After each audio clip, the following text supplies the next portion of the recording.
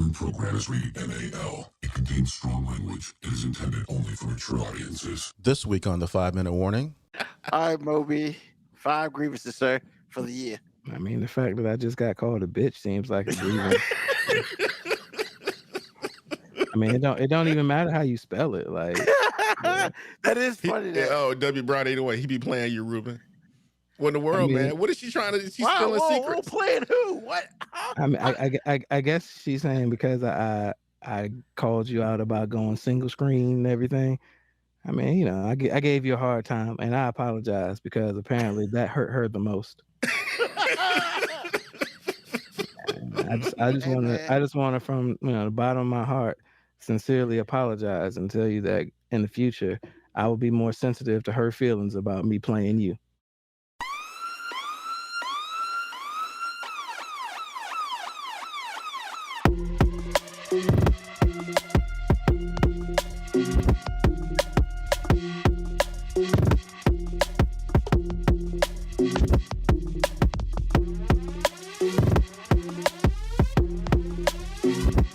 The show that gives you everything and nothing at all.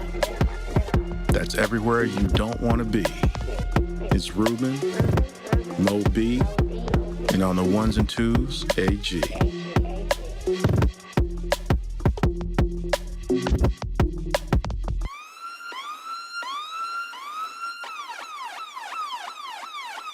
The 5-Minute Warning. What's going on, everyone? Welcome to a brand new episode of the 5-Minute Warning. Excuse me, 5-Minute Warning, not just 5-Minute Warning. This is your man, Ruben Brown, in the house.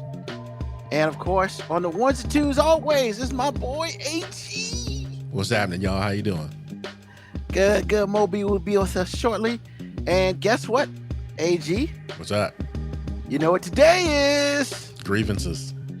Festivus for the best of us. I thought it was the rest of us. Look, man, I ain't trying to get sued by nobody. Oh, so my it's bad. the best of us. You know, Dre, I'm just here for a 70-minute intro. Well, I'm sorry to disappoint you. Hey, when MoeB gets on, you never know. Just saying. Nah, we got plans today. We had plans last week. Yeah, but that's different. How's it different? Because these are a little bit more important plans. Oh my goodness, no, they're not. We got shit to talk about today. But hey, I mean, once again, Festivus for the best of us.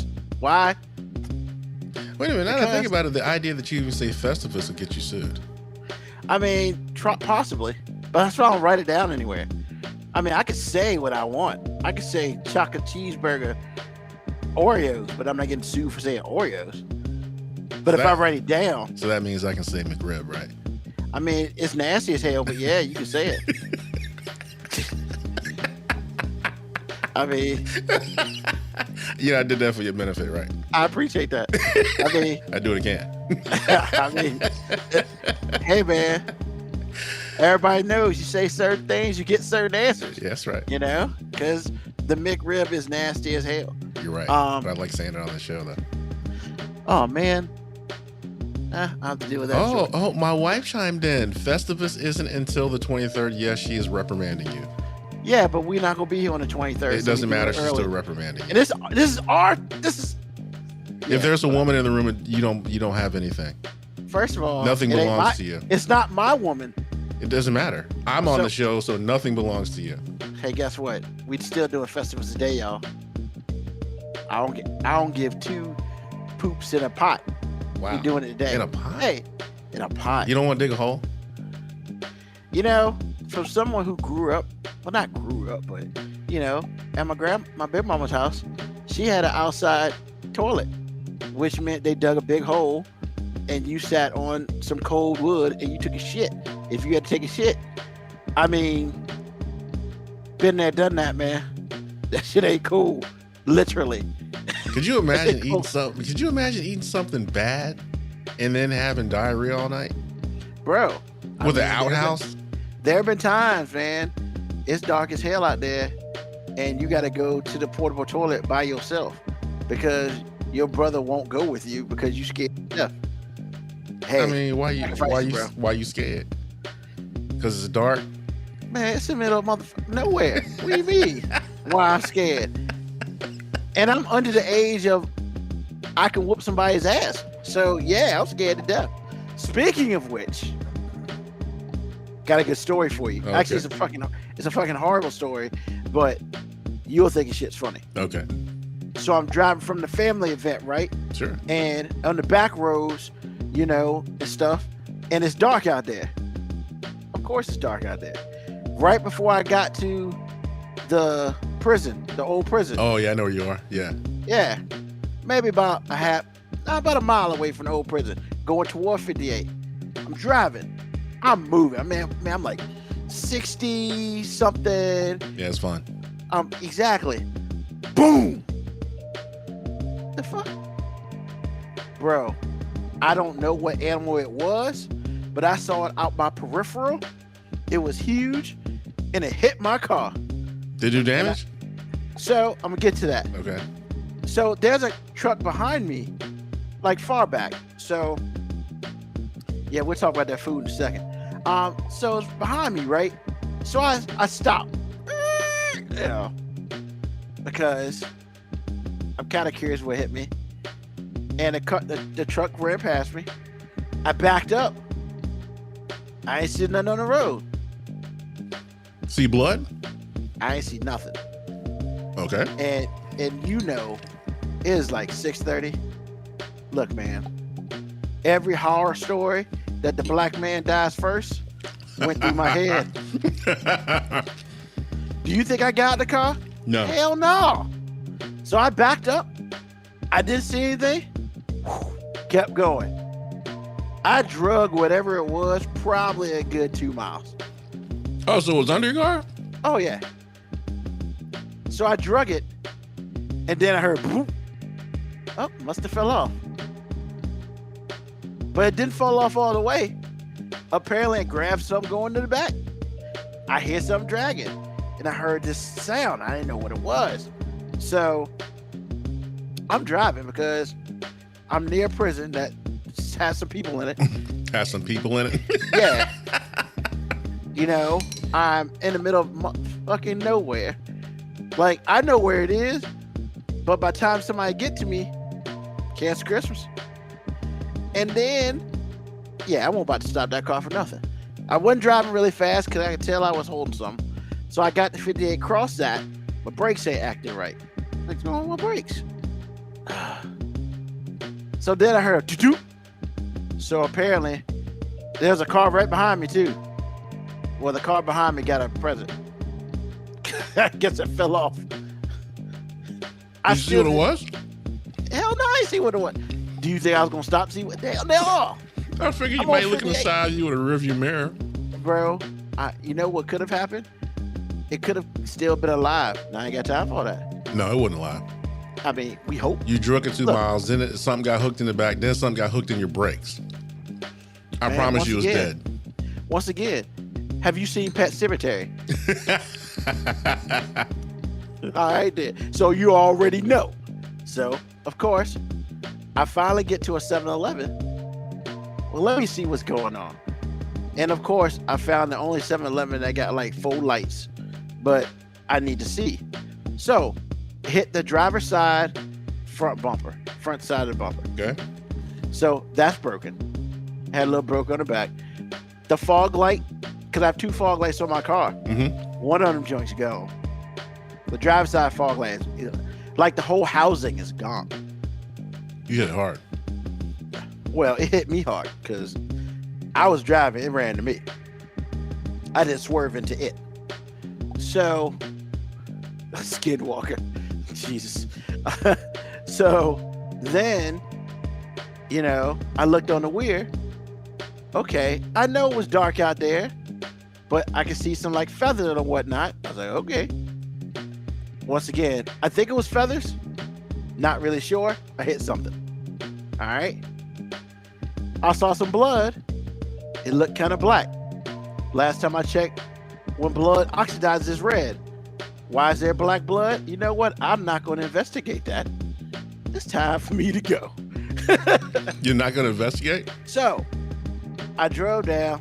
My brakes ain't acting right. So I called one boys up. He was a mechanic. Kind of walk me through, whatever. He's like, Well, I stopped at a Royal Farms because it had lights upon lights upon lights. Because if if it was still there, I still wanted nothing to do with it. But look at the tie. I shot my camera. We video chatted. He was like, "Well, your brake line looks good." Yo, man, we looked at the brake fluid, bro. If you could be a negative brake fluid, it's possible. I think I was there. I had no damn brake fluid, so I went and bought some brake fluid from Royal Farms. He was like, "Yo, you push it a couple times. If it tightens up, you good." It tightened up before you start the car. It tightened up good. Yay! No problem getting the car started riding. Brakes still don't feel right, man. So I drove all the way home. Brakes still don't feel right. So hopefully in the daytime, I'm gonna check and see what the fluid looks like. If the fluid looks good, then it's all in my head, and I just gotta deal with it. I gotta deal with that because I won't thinking about no brakes until I hit something. But yeah, man. You got something waiting on you, buddy. Huh? You got something waiting on you. What do you mean? You're gonna look down there and something gonna pop out. It's gonna come to the Pet Cemetery, bro. Like you said. That's what I'm doing in the daytime, man. I ain't playing Doesn't with that matter. bullshit Pet Cemetery, they had some scenes in the daytime. Well, see, I didn't watch the whole movie because I was scared to death. So, because everybody knows that Ruben don't do scary movies. No, he does not. By no means. By the way, Thinner was really good, Moco Cowboy. Thinner? Yeah. Yeah, I ain't watching that shit. Oh, it was really good, bro. I mean, I could barely watch Chucky on USA, bro. How can you not watch a doll? Because he be killing people like left and right. And I realize that, but it's a doll. And it comes on at 10 o'clock, so they're pretty much they're almost as really grody as they can get. Really, man. Oh. Except they got the fake blood.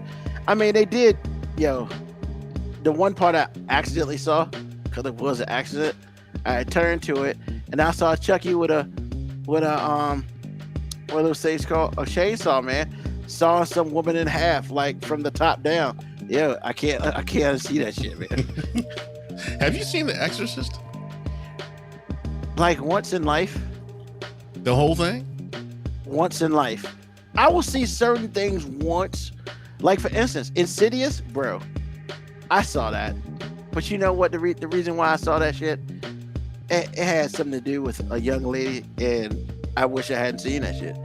Because Insidious, the things we do for women. Bro. You broke a cardinal rule for a woman. What? Watching horror movie. You tell us all the time what you're not gonna watch, and you ended up watching Insidious. The second one. Man, I don't know which one it was. All I know was I was scared to death. I had like nightmares for 2 days. For how long? For like 2 days, man. Did you try to call up your parents to see if you could sleep with them? Hell no. What? No. Luckily at the time I was sleeping with her, so it was a little better. Was it? But really? Man, she's the one that got you into all this. I mean, but I wasn't in the bed by myself. Okay. So understood. But I do hate when I have dreams that I remember.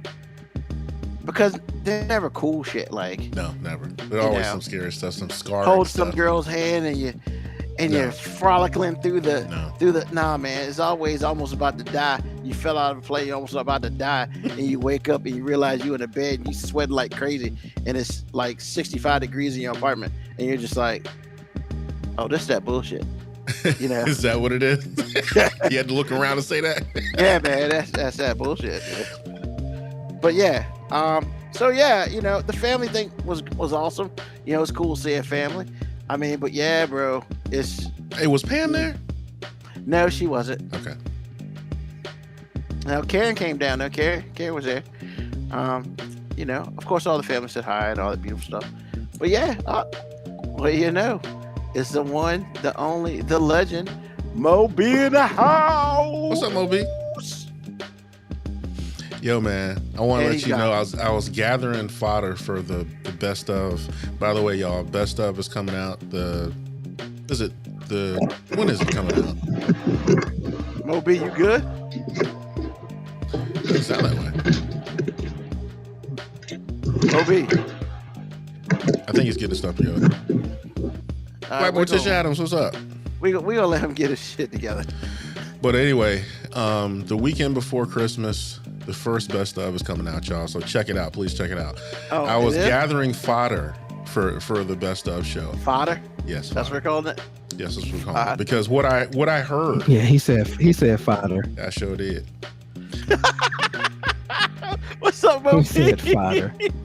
Because and the reason I picked that word, there's a reason why. And I had to do laundry. I was doing the laundry and I was weak. You hear me? I was weak because this was the show where Texas decided to pass a law or enforce a law that you couldn't have more than 6 dildos. And this dude over here, oh, Jesus Christ, was hilarious, bro. I was in the laundromat crying. Those people thought I was crazy. More than 6 is too much, man. Clearly. We got a line, and the line is 6. And then it got even funnier when I ran across the part where you were talking about the laws of underage marriage were going to shift in North Carolina. And this dude was trying to protect his daughters and just everything else. It was hilarious. Oh my God. So make sure you listen to the show if you know. Do you remember what episodes they came from? Any idea? Yeah, the ones I just said were, I want to say 93 and 94 respectively. Okay. If I'm not mistaken, but man, you talking about somebody crying. Because he was like, my daughters were just in North Carolina, man. Oh my God. Yeah, MoeB was about to go hurt somebody. And then he took me back. MoeB took me back with this one because he was talking about, and I can actually taste his own food because he was talking about when they go on long road trips, his grandma cooked the fried chicken yeah, and a loaf of bread and a bottle of water. And the loaf of bread. Yo, hilarious. Nothing like it. Nothing like it. So y'all listen, it'll probably be much more than an hour because some of these segments these kids don't know nothing about that. But it's gonna be funny, so y'all check it out. What's going on, Black Morticia Adams? You got Moco Capaway in the house. Everybody's in the house. MoeB, man, what's going on? Nothing about it. Because your kid, that's right. You said your kid is bougie. Yeah, says the person who provides all of this. They don't know nothing about that.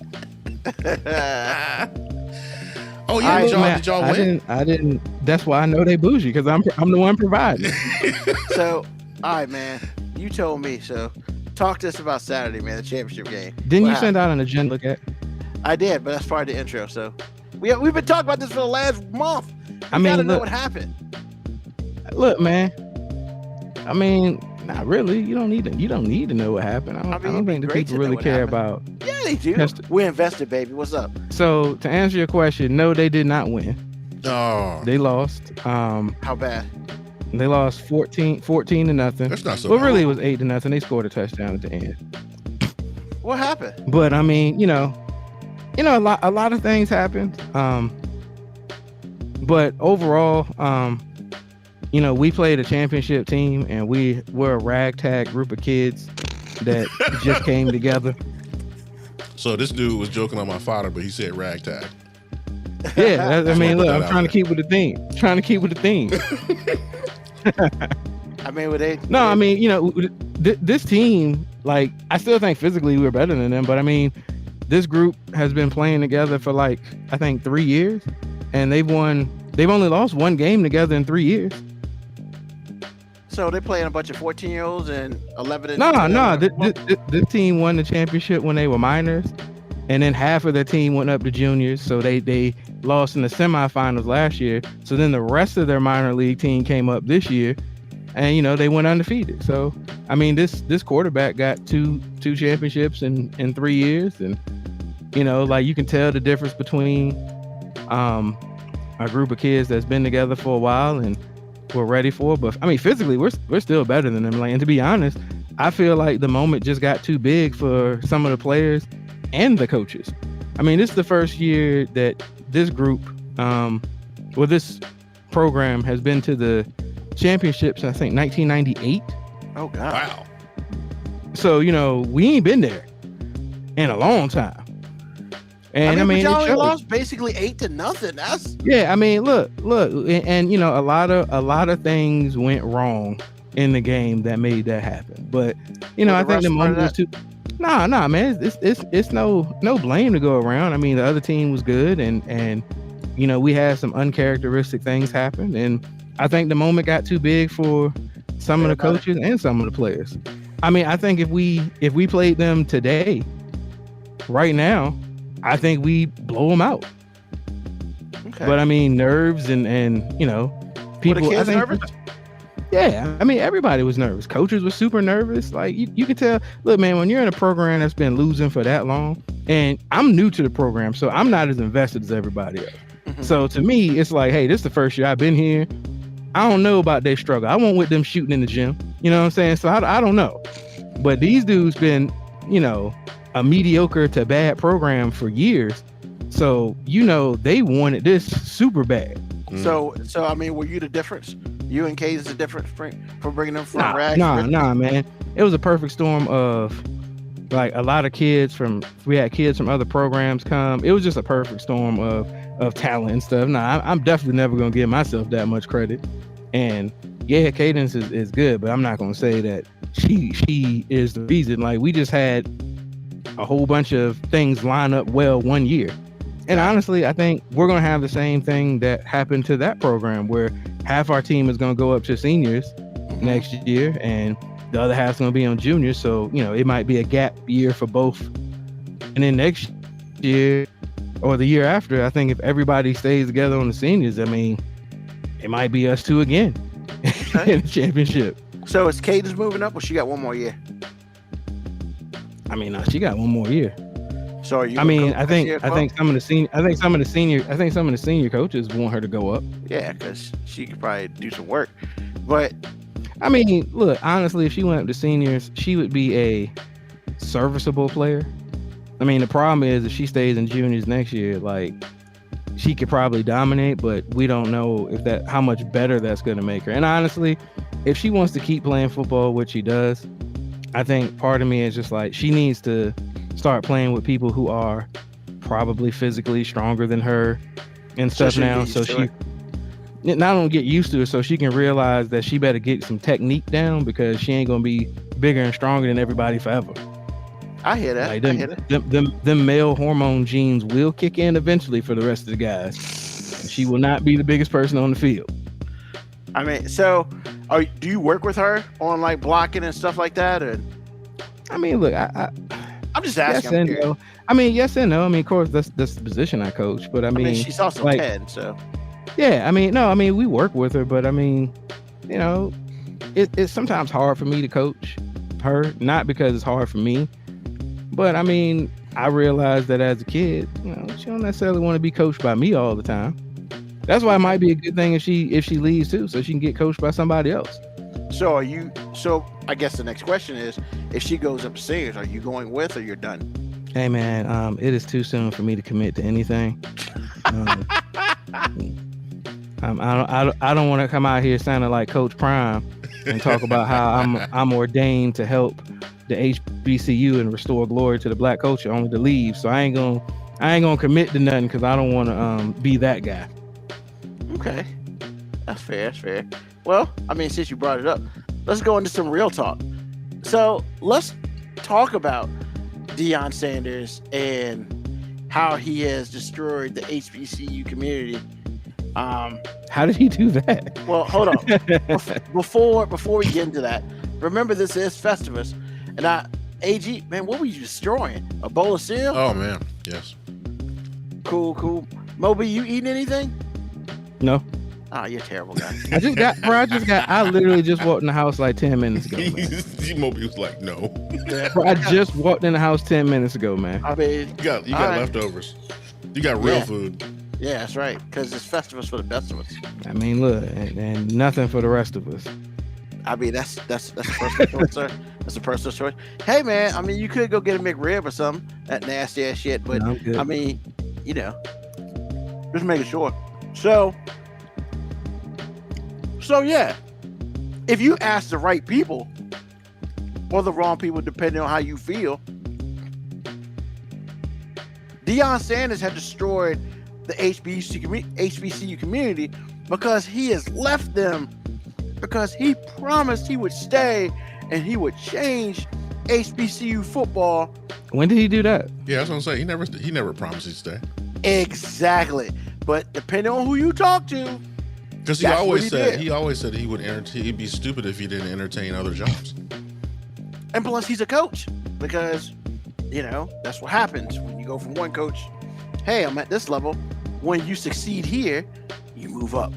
That's just the natural order of things, And I've heard it, man. I've heard it from everybody. It's like there's some people, like you listen to the players. Oh yeah, we understand Coach Prime. I mean, this is not something new to us, and blah blah blah. They're riding for him 100%. And then you listen to a lot of people in the HBCU community is like, you mean the people that don't want to give any money to any of the programs? Those people? Of course, those people. Okay. And then it's like, he destroyed everything and blah blah blah. He turned his back on us. And then, of course, you listen to the pundits, the respectable people. Man, alive. I did this to myself, and I shouldn't have. And I apologize to everybody else for doing this to myself. But is that your mom? Yep. That's funny. I mean, she know you on the show at 9, right? I mean, I just left her like 20 minutes ago. She just left my house like 20 minutes ago. Here we go. Can we get 70 minutes out of it? Nah. So here's the thing, right? So I listened to the Breakfast Club, and Dr. Umar Johnson. Umar Johnson. Oh, bro, why'd you do that to yourself, man? Bruh. Who's that guy? Because I don't listen to Breakfast Club. So who's Umar Johnson? Don't do it to yourself. Hey man, so you know who KRS-One is, right? Yes. All right. In my opinion, Nope. Your opinion is flawed. Don't compare those two people. I'm man. not comparing those. Don't do that, man. Your opinion is flawed. Don't do that, man. I'm not. Look, I ain't telling you wrong, but you wrong. You know what I'm saying? But I ain't gonna hold you. But you gonna hold me? I never knew an opinion could be wrong. So I'll say this, man. The man's got he's got an opinion, and I respect his opinion as far as I can toss him, but he's got an opinion, man. And he's one of the people out here talking about how Deion basically turned his back on the HBCU community, like he was an HBCU god or something. And then on top of that, the man said he was swag, right? So people were just like, that's right, Deion Sanders is swag. No, he's not. Deion Sanders is where he's gonna pay him the most money. Who ain't swag if he ain't swag? I mean, it ain't Southern, because Southern got their ass whooped twice by Johnson, whatever. But here's the thing, man. Yo, I'm just over it, man. The man took a $5 million pay raise, man. Now, as me and MoeB have talked about it, at first I was like, Colorado, bruh? Like, of all places. But then as I thought about it, hey man, sometimes you gotta make shit in the sugar, and that's what he did and where he was. You know what? Colorado has sucked for years. The baseline is low. I mean, they already got facilities. Real talk, all you gotta do is bring some players into Colorado, and Colorado can go to that's it. All you gotta do, bring players to Colorado. I mean, all you gotta do is bring a whole bunch of black and brown people to cold weather, and places completely out of the element. No big deal. No big deal. I mean, that's what's happening. So we'll find out. Because you're right. I mean, but the funny thing about it is, the guy is a marketer. He's marketed himself brilliantly. Because you got players leaving Alabama in a transfer portal trying to go play for him.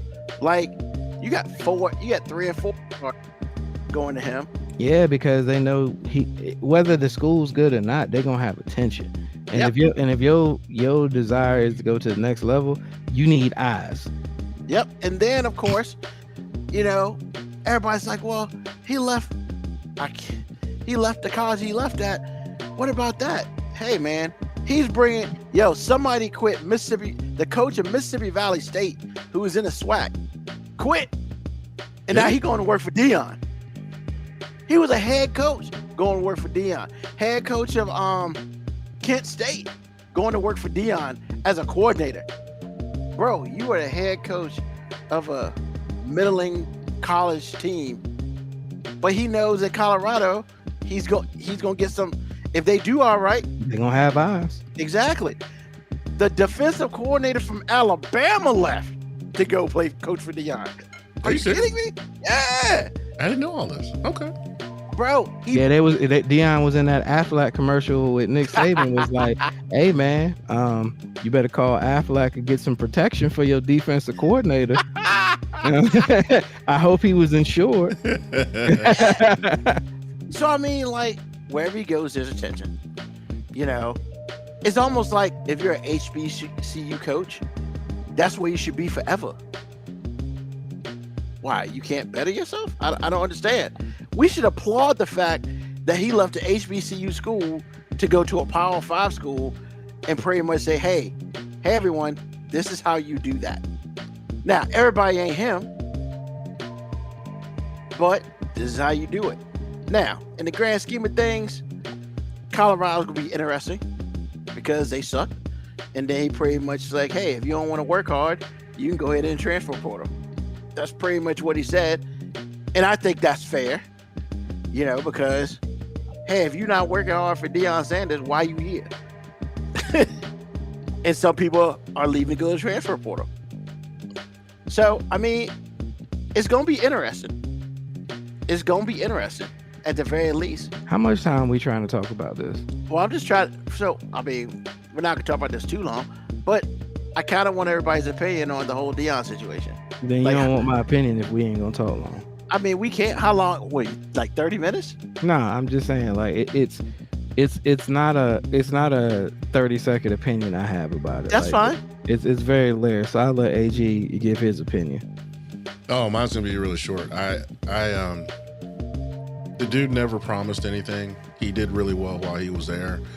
He doesn't have any support from HBCU, the community. He doesn't have any support from the town itself. This is the same town that didn't have drinking water or water at all. And Deion is all about, I ain't gonna say Deion is all about Deion, but he lets you know exactly what his agenda is. So it shouldn't have been any surprise. I saw the dude 2 months ago on, I think it was 60 Minutes, something like that. He said, I can't quote it, but this is pretty close. I'd be silly not to entertain, other jobs. Now, I didn't know Colorado would come up, and I realized that Colorado isn't that good. But what I do know, because I used to live there, is it's still a brand.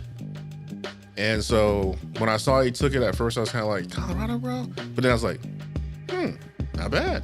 Because essentially Colorado is the Jackson State of Division I, because they do stink. And they don't really have the facilities that you think that they have. But they do have a lot. They got enough to pay him $5 million, even though they had to scrape it together. So I'm like, is everybody, the people that are mad, I get that. The people that aren't, I get that too. But my biggest thing is the dude never promised you anything. And while he was there, he performed really well. So it's now your job to go out and find a coach that can fill that vacuum. And also, wasn't this the last year of his contract anyway? It wouldn't have mattered. The bottom line is people are mad because they want him to stay. They think that he owes somebody something when he never promised you anything. So, I mean, that's the long and short of it for me. I wasn't really following the story that much, but I do know that a dude that didn't have any real coaching experience, because his first job was a college coach, and he wins like 2 championships in the 3 years he was there.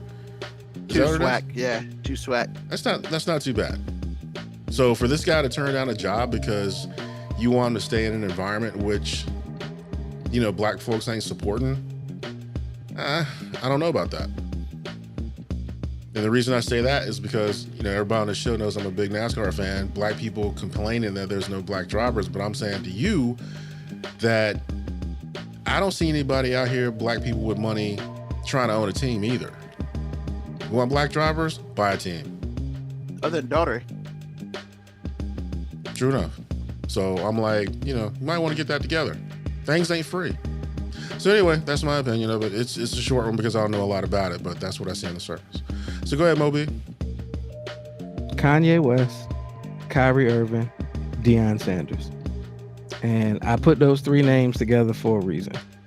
We as black people have a problem with always constantly feeling the need to cape for black celebrities.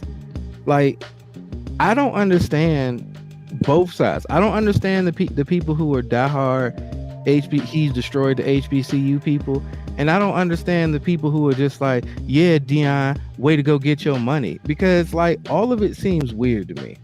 One, my problem with Deion Sanders taking the Colorado job has nothing to do with him taking the Colorado job. I listen to what people say, and I watch what they do.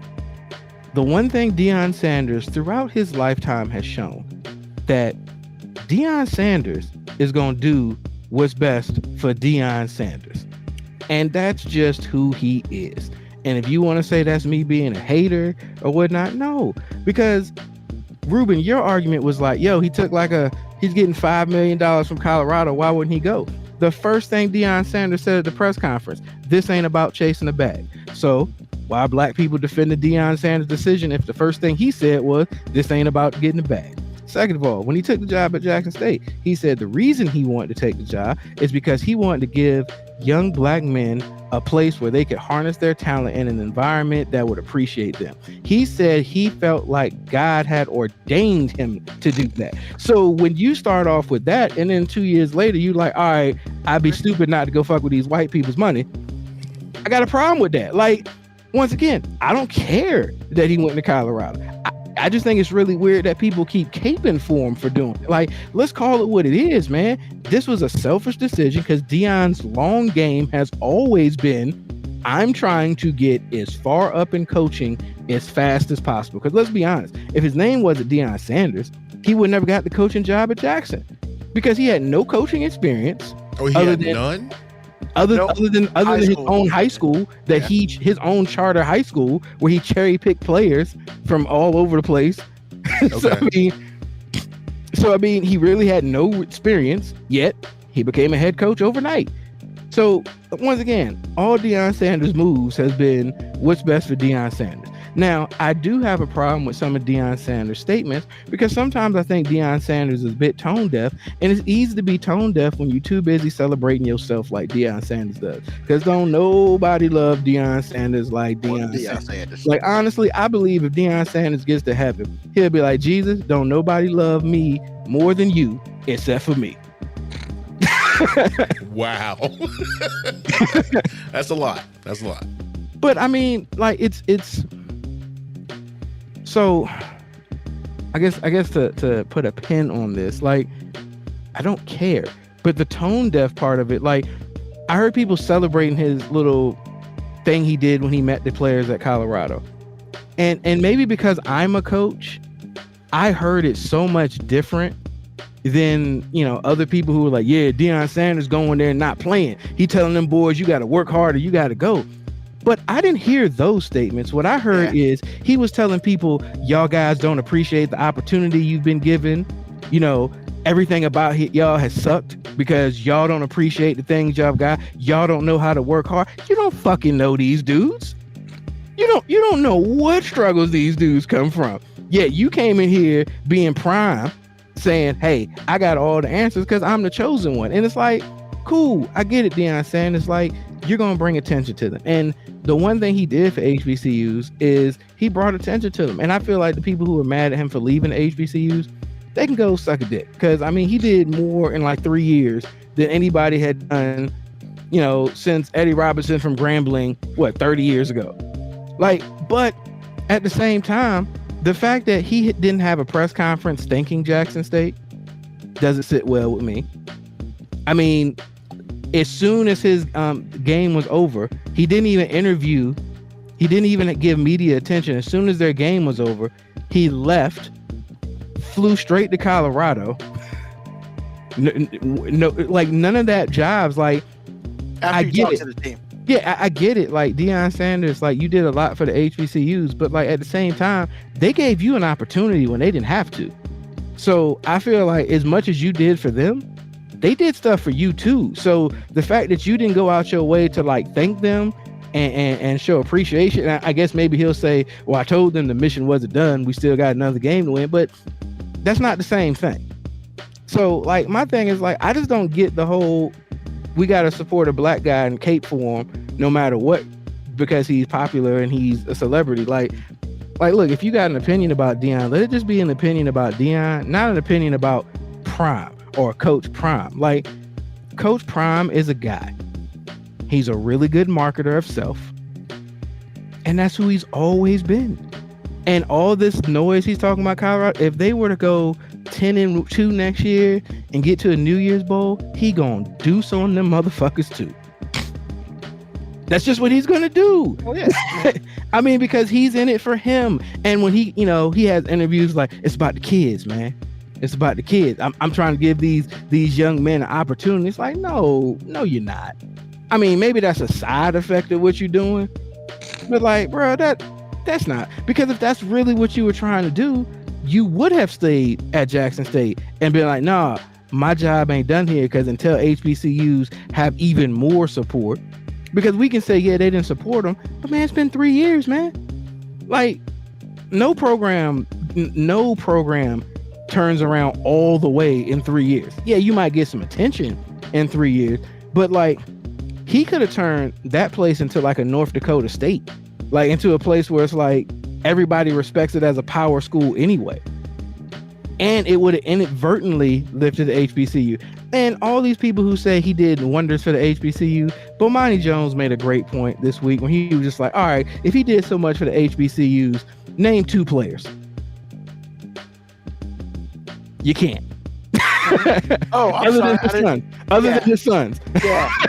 I was like, you talking to us, or were you just talking? So yeah, man. Like, I don't have an opinion about the Deion Sanders, man. He is who I thought he was. Like, he's one of my favorite players ever to watch. He's like the most flamboyant, arrogant person that I probably enjoy the hell out of talking and meeting. But I don't think I'd really want to rock with that guy, because I know at the end of the day, he about himself. And I do have a problem when people who are completely about themselves wrap themselves in the cloak of Jesus. Because the way he's wrapped himself in the cloak of Jesus and then self-promotes, it just doesn't seem like it jives. It doesn't seem like they coordinate. I did not know Jesus had a cloak. Yeah, he's not wrong about that part, though. Yeah. That's irritating to me too. So he's not wrong.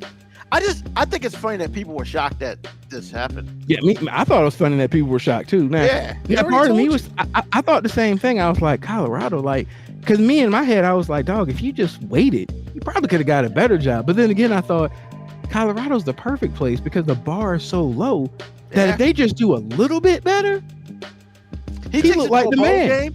He takes it to a bowl game next couple of years. He at Florida State in year 3. Yo, if they mess around and be and it's perfect too. All the 2 best teams in the Pac-10 are about to deuce out. Yeah. Yep. So he might mess around and win. Right. I mean, that's the whole thing. It's crazy. It sounds like Deion Sanders being the best Deion Sanders can be. I promise you that we're going to see a lot more Colorado, whether they win or lose. They're going to see a lot more Colorado on TV. Hey, look, man. You best believe that shit. As much as I just came out here and was like, yo, man, that dude all about self. Man, the dude entertaining as shit, man. Like when anything he comes up on my feed, I gotta watch it.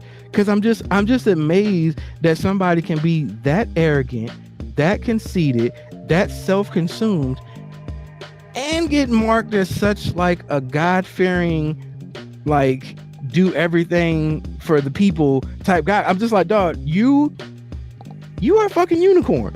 You have managed to be selfishly ordained in the blood of God. Like, that's amazing. And I mean, the awesome thing about it is nobody has once even said, because the video came out about the Colorado meeting. I mean, come on, bro. Like, he does everything for a reason. No, he didn't come out. He pointed to the dude that was Yeah, his doing son. it because that's his social. That's the social media thing. Because he was like, Yeah. our social media game is going to be top notch. Like, no, that didn't look like it was an accident, bro. Deion Sanders is the greatest self-promote. Other than Floyd Mayweather, there might not be anybody that's a better promoter of self than Deion Sanders. Yeah, we got a message from Ike. What's going on, Ike, man? He says if he wins the Pac-12 in 3 years, no one will be able to call. You right? He gonna come out to Kanye West. Niggas can't tell me nothing now. You know the funniest thing about all of this week, and then we'll move on to something else. When they introduced him in Colorado, did y'all see the press conference? Or They at least introduced clips him of as it? Coach Brown. His jersey said Coach Prime, and I was like, ain't this bitch here? Like they're like, hey, we gonna wrap ourselves in it too. Thank you. You know, cause you know what? It's a It makes great sense. hire for Colorado. Oh, It is yeah. the best hire in school history. Even if he doesn't do well, it's just gonna give attention. Oh my God, so much tension. This will be crazy. The Pac-12 is gonna be watered down. All you gotta do is beat Oregon. You are right, Dre. All you gotta do is beat Oregon. I mean, bro, When is SC leaving? Aren't they leaving next year? 14, 24. 24, yeah, 24. They'll be okay. gone. Okay. So 2 years. He'll get 2 years. He'll get a year with them. You know? Bro, name the top Colorado players ever. I feel like I the should know wideout one. that y'all had, what's his name? I feel like who Washington had? No, yeah, Washington. He had a catch against. I think that catch made his whole career, and y'all drafted him. I forgot his name. It was a Hail Mary. I can name One- Cordell Stewart. I think one was a Heisman one. Rashawn Salam, didn't he go to Colorado? There you go. That's it. Yeah. Rashawn Salam, he was the Heisman Yeah, one. we did draft him. No, y'all drafted a wideout. The wideout. I don't remember the wideout, but Yeah, Cordell Stewart and Cordell Rashawn Stewart. That's Salam. another one. Because yeah, they all so played I mean, together. All three. It's Salam, Stewart, and the dude I can't think of his name right now. They all played together. Yeah. So In the 1 year they won a national championship, got them to the NFL. yeah. And the only one that And- panned out really for real was Cordell Stewart. And he didn't really pan out. He just lasted longer because he was a quarterback. I don't know, man. When you Cordell Stewart get a did well. Nike You didn't think he deal, did you get a Nike deal and a nickname, and we still talking about you 25 years later as relevant. And you're on He just did. Housewives. He And you're just on did. Housewives. You're on Housewives. So he is? Yeah.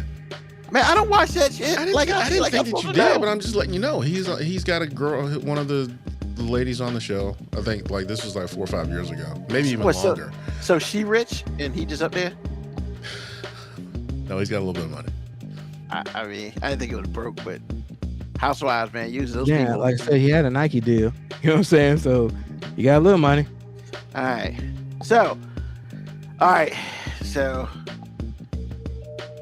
that dude came way too close to winning Georgia, man. What are you I don't talking understand. Freaking oh God, Herschel Walker. Herschel man. Walker. He came too damn close, man. Like, really? What are we doing? What are they doing there, man? The only thing that this did, and actually Bro, the it idea that they wasn't too had a long ago rumble. where that state was completely red. So like, Yeah. why are you that shocked? Well, see, that's the thing that I was trying to tell my wife when Biden won, and I was sitting there looking at it as it happened. Because of redlining, ironically enough, if you don't get the black vote, you're not going to really win. Because this concentrated black and brown in the cities are worth more than 100 people, 100-person population town out in the middle of BFE, always. And like when I saw the map, I was like, wow. But then I was like, wait a minute. It's like Macon, Atlanta. and another, and it was like that's all he needed. And It was I like, Atlanta and Savannah just because of West Savannah. Yeah. It's, but I think I'm gonna tell you, man. The most. Oh, hold on. We forgot about Macon. No, I said Macon. Oh yeah. Macon is blue. Okay. Yeah. Yeah, I said Macon. So the most entertaining thing about watching that, I'm not gonna lie, they had the Georgia lieutenant governor up there, and his face was like, you couldn't tell if he wanted if he was saying, I fucking hate Herschel Walker and we're gonna lose because of him, or what, man. But he was hating life, and every time he spoke, it looked like he was trying to be calm, to be like, Herschel Walker is the worst. Like he said it a couple times. Hey, He's man. the worst candidate ever. Hey, can I turn it around though and stop being super negative? Can I be positive for a second and say Herschel Walker did one of the coolest things afterwards though in his concession speech? Concession speech. Yeah. He was like, trust your politicians, pray for your politicians, like, you know, believe in your government. And then later on he was interviewed and he was like, man, it's time for Donald Trump to go. Yeah. Like, and this is somebody who Donald Trump co-signed on. So like, you know, as much as we gonna say he was like the worst candidate ever, like at least he showed like so much grace and humility exiting out. Wow.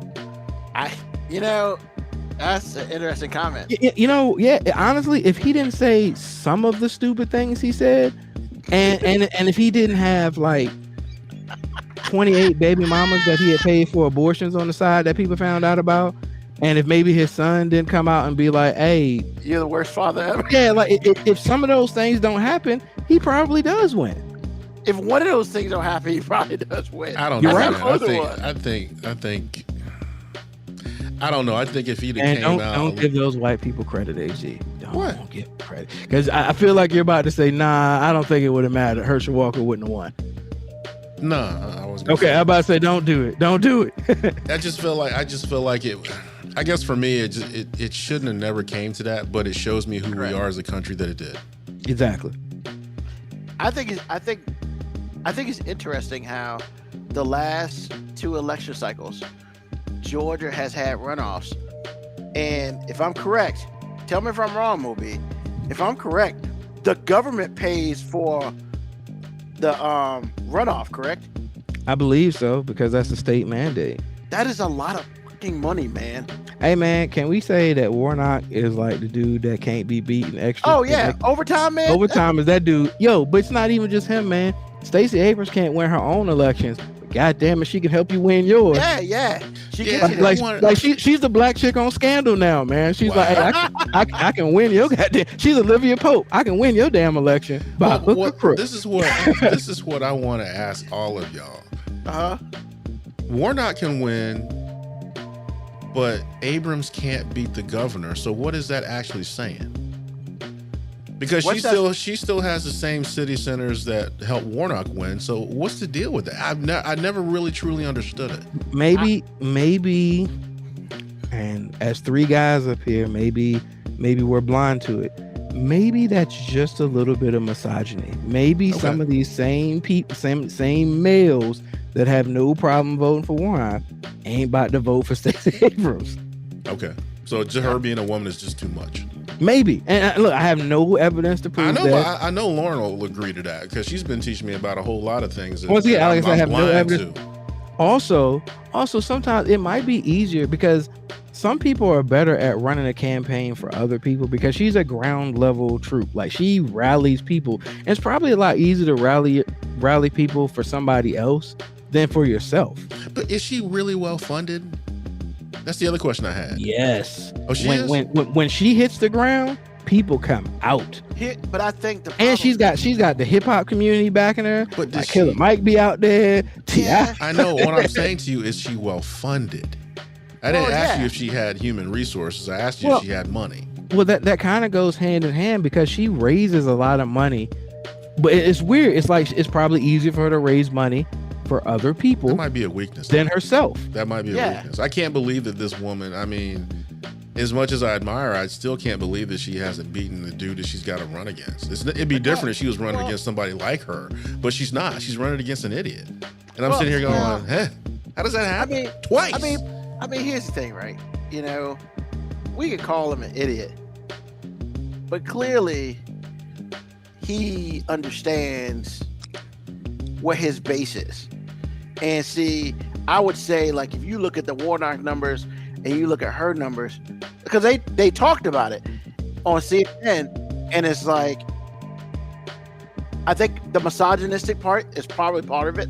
It's probably most of it, actually. He also does get some of the Bible thumpers too, because Reverend. Yeah, and that's the whole thing, right? It's like when he won the red parts of Georgia, Stacey Abrams was getting killed like 80% to 20. Whereas when Warnock was winning, when Warnock was losing, he was losing like 60 to 40. You know, I think part of it, as MoeB just said, I think part of it was misogynistic, but I also think the part of it was the Bible people. Because you know what? You can say what you want. Like, there gonna be I think the whole him being a pastor helps him. Look at us being all BNN, Black News Network. I know, right? Trying to do our politics thing. Like, we analyzing things with no statistics, no facts, nope. All opinions straight off the hip. But I do think it's interesting that Georgia has that runoff rule. I'm really shocked, and maybe they won't change it, but hey man, states get to run. States get to dictate how their elections are run. Well, no, I understand that, but man, that's got to be expensive as hell. Man, well, I'm sure they can afford it. It's okay. Hey, they money. I mean, that's cool. All right. So, and the last thing, real quick, we'll get to, then we'll move on. Brittany Griner's home. She is. Great. I guess the question, the biggest issue is, some people are just like, well, we couldn't get the other guy home. Yes, because the other guy's not famous. End of story. We don't need to talk about it no more. Well, no, that's part of it. But the other part that we have to talk about is the fact that Russia ain't trying to give him up. Well, yeah, because he's also ex-military. He's also discharged military. Once again, dishonorable discharge. Exactly. So, I mean, it's easier for them to hold the whole, this dude was a spy. And honestly, at the end of the day, like, he probably was. I don't even know if he was. I'm just saying, like, he ain't famous. So we ain't thumping. We ain't about to start no war over some non-famous ex-military dude. Like, we always love saying, stand up for the national anthem. It's for the troops. Thank you for your service. But at the end of the day, we'd be like, hey man, that nigga knew what he was signing up for. Like, I'm not like that. But what I'm saying is, like, that's, as a society, that's what we do. Look how we treat disabled veterans and stuff, man. Like, look how we treat teachers. Well, but here's the thing, right? Trump tried to get him out. Same thing. Yeah. Hey man, I'll give you this dude for that dude. They're like, no. Hold on for a second. But see, the thing that irritates me about that is that's not part of the mainstream narrative. Nope. White America won't say what you just said. Yeah, but that's what happened. I realize that, but they won't say it. And that's the crazy part, right? Because they think he's a spy. So they think he's more valuable to them. And then I'm gonna be honest with you. This is the first time I heard about this dude being stuck over there. Because he ain't famous. Like I said. But that too. But then he sent a message to Biden, and I almost felt like he was sending a message to Biden basically saying, because he was like, hey, stuff's getting bad over here, yada yada. He was pretty much saying, you need to get me out of here or I'm gonna start talking. That's what it sounded like to me. But I'm just a dude who runs a podcast.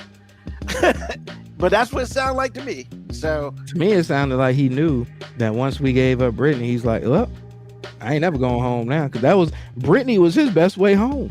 Yeah, and like the other thing was his fans was a little too cool about like him not coming home. Nah, they ain't too cool about it. He's been gone for so long. They know the deal. They know the deal. Yeah, but.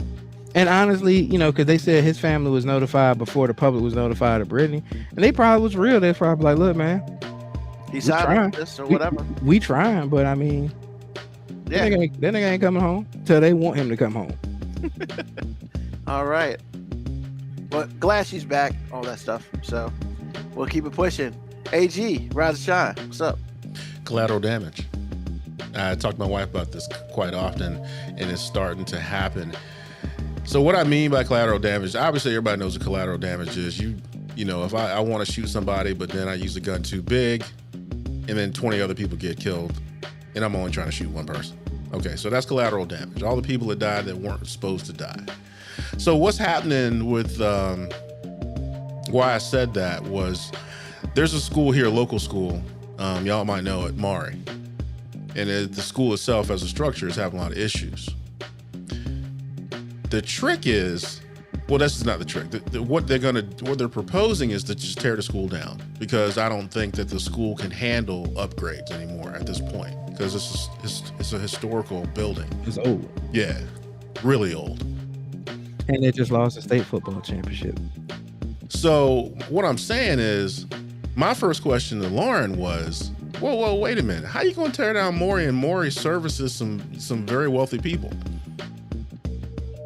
And I'm like, this is what I was trying to say to her when the powers that be per state started instituting Jim Crow Part 2, where they're so afraid that they will lose elections that they're willing to instantiate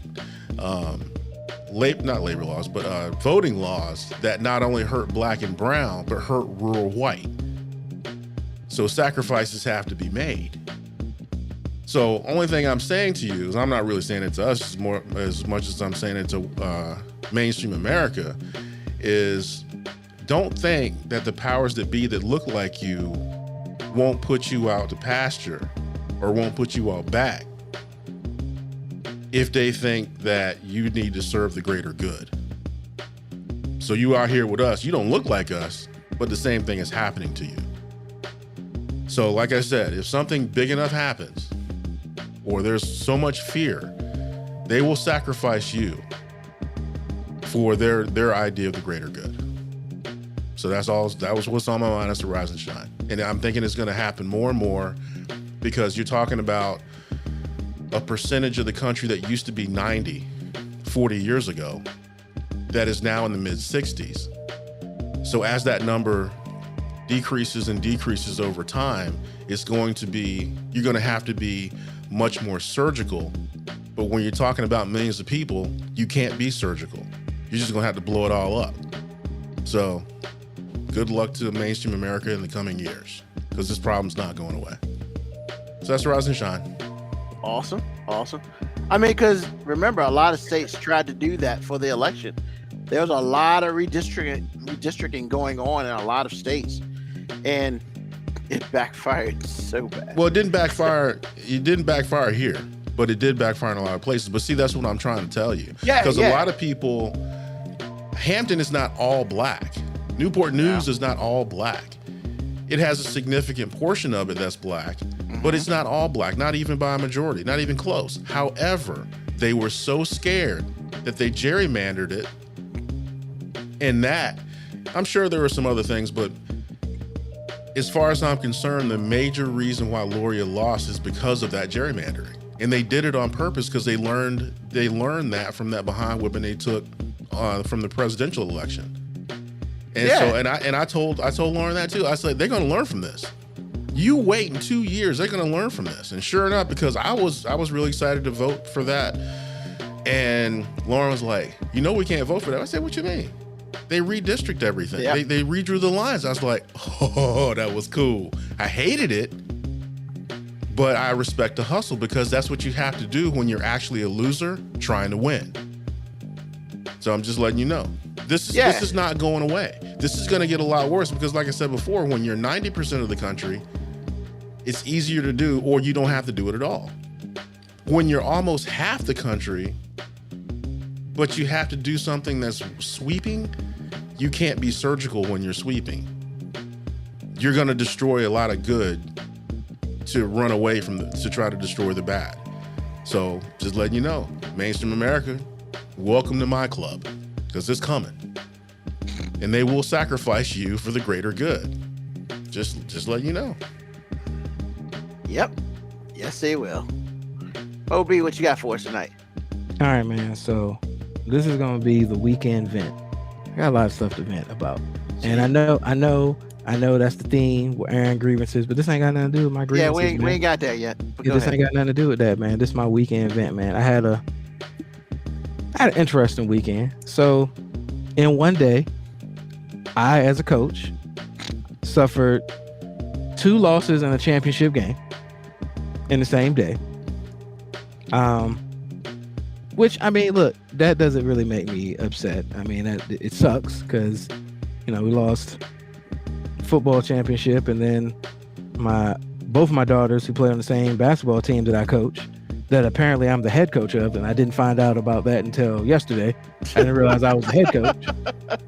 But so we had a tournament, a preseason tournament, and we made it to the finals, and we lost to the finals. We lost in the finals mainly because the semifinal game and the final game, there was only 6 minutes in between games for us, while the other team had sat for 2 hours. So it didn't seem like it was structured very well, and my team was gassed. And when I say they were gassed, they were gassed. That semifinal game was rough. Yeah, I mean, we lost by maybe 4 or 5, maybe 5 or 6. It was a pretty close game. And I mean, honestly, I feel like if we actually have practice with the girls, because I mean, I've been to like half a practice total. So like I'm literally in the game trying to learn girls' names. And you know, I didn't want to play Cadence because I'm like, Cadence just played a football game in which she only came out the game for 2 plays. And in the first game, I barely played her. And then by the second game, I was like, well, I only got 7 girls here. And one of them got hurt. So, no, 8. And one of them got hurt. So I had to get Cadence out there, who was still in football mode. And I realized Cadence got a lot of dog in her. She got a lot of dog in her. You put her on the court and she's knocking people gonna fall down. She's getting rebounds, but she added a new layer to her basketball game that I didn't know existed. And I was pleasantly surprised. Cadence was out there dropping dimes, had like 3 assists in the game, which is new to me because the last couple of years, Cadence is about Cadence getting her shots. So was she Cadence Pride? Yeah, but basically she thinks it's the Will Smith offense, the pass the ball to Will. Like when Cadence get the ball, usually she's jacking. But like the first pass she made, it was assist. I'm like, oh shit, I didn't even see that girl. How did you? And I was like, okay, so Cadence got a new dimension in her game. Proud of her. But yeah, she was gassed too. So, you know, so as a coach, I lost 2 championship games. That's not what I'm venting about. What I'm venting about is in these 2 championship games, it let me know the difference between, how do I put this? Our people and their people. So in both games, in the championship game, we played schools that were a lot more adverse to diversity than we were. And it shows with parent support. You know, I'm looking at the football team and I'm looking at their sideline. They got the giant flags. They got all types of merch and stuff. And we out here in basically R.I.P. t-shirts, you know, free Pooky. Not okay, it wasn't that bad, but free Pooky. Well, oh shit. but like it just makes me wonder, like, yo, he ain't wrong though. Like, I don't understand why there's such a discrepancy. And I get it. There's a discrepancy in money. And I ain't mad at nobody for not being as affluent as the other school. But like basic support. So we lost the football game. Like I said, I didn't really go into details. We had some uncharacteristic things happen. Our running back, who's been beast mode all year, fumbled the ball twice. Hadn't fumbled the ball all year. Had a running play where he was down, but the ball popped out and they said he fumbled it. He was down. But then 2 plays later, he got an interception. And because he had fumbled before, he was trying to do too much. Like he's stiff arming people, throwing people down. He fumbles again. So in like 2 plays, this dude who's been our rock all year just, you know, made 2 bad plays. We had a whole bunch of players who, you know, really invested. They came up a little lame. I would dare say some of them quit. Some of them showed they didn't have, you know, a little bit of as much heart as I thought some of them had. But I get it. The moment was too big. So then after the game happens, and this is where I see the difference in parenting. Now I saw the game before us in which the team that lost, Dinwiddie, Jacobs beat them. Jacobs' first championship ever in school history. Dinwiddie loses. I see the parents, kids walking off the field, parents uplifting. Hey, great job, coaches. Great job, players. Keep your head up. You got nothing to be sad about. And I'm thinking, man, this is so good to see. We lose? Nah, we got a whole different breed of bitch out there. So some lady who I hadn't seen all year, so I didn't even know whose kid she was there for at one point in time, we over there getting our second place medals and everything, and the official comes and lets the team know, hey, y'all had a great season. I enjoyed watching y'all. It's been over 20 years since y'all been in the championship game. You know what I'm saying? Like, great job. And she's in the background yelling, the kids didn't lose this game, the coaches did. These coaches don't make no sense. Now, first of all, as a coach, I always feel like when our team loses, it's my fault. Because I feel like that's what most coaches think. We feel like, hey, if we did this, if I'd have put him in this position, cool. But we got a whole bunch of 10 and 11-year-olds crying, just bawling, and we got this ignorant ass bitch yelling. And one of the coaches, I saw it in his face. He wanted to respond. And this is where I knew I had some maturity that had happened in my life. Because that happened to me 10 years ago. I probably would have been like, man, who the fuck is your kid? Like, why? Who are you? I ain't seen you all year.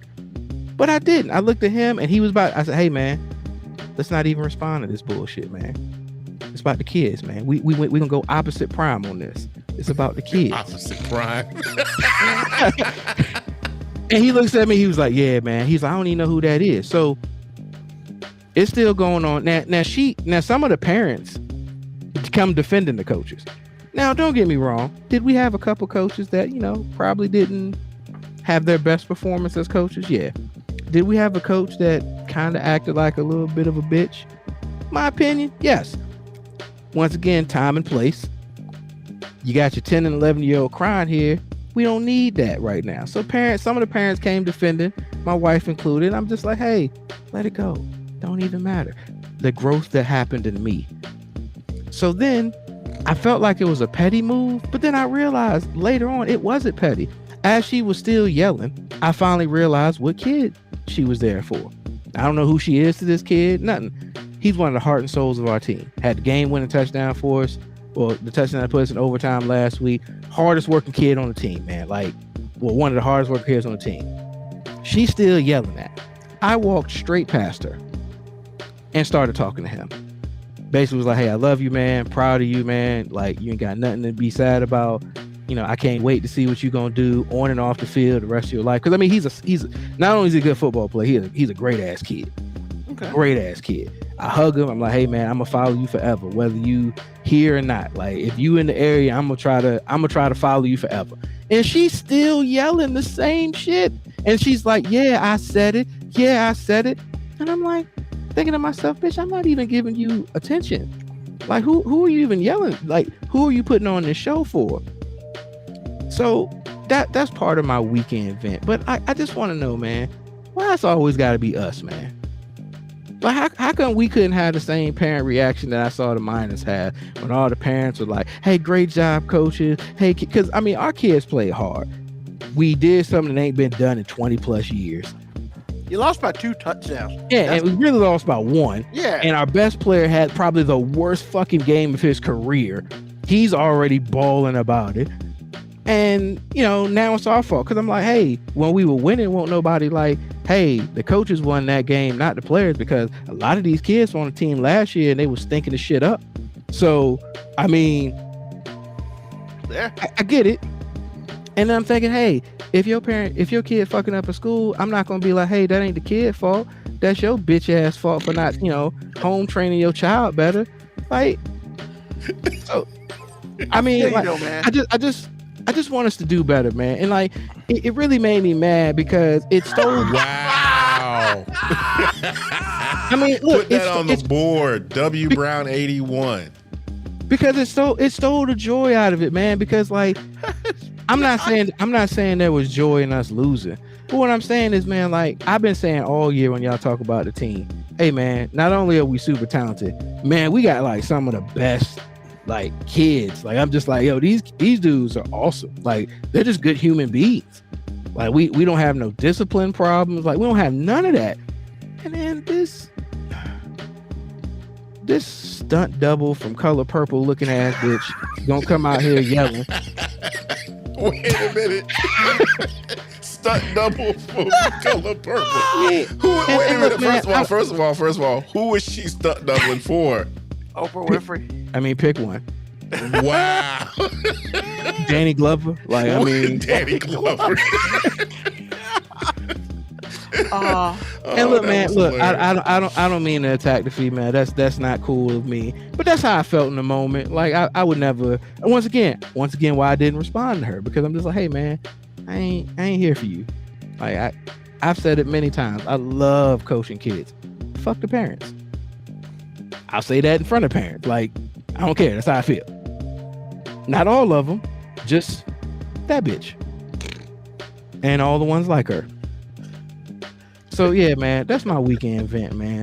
That's you gotta do better, man. Oh my God. He takes these sobering moments and just says, I can't, man. That You was just gotta Nah, do better, man.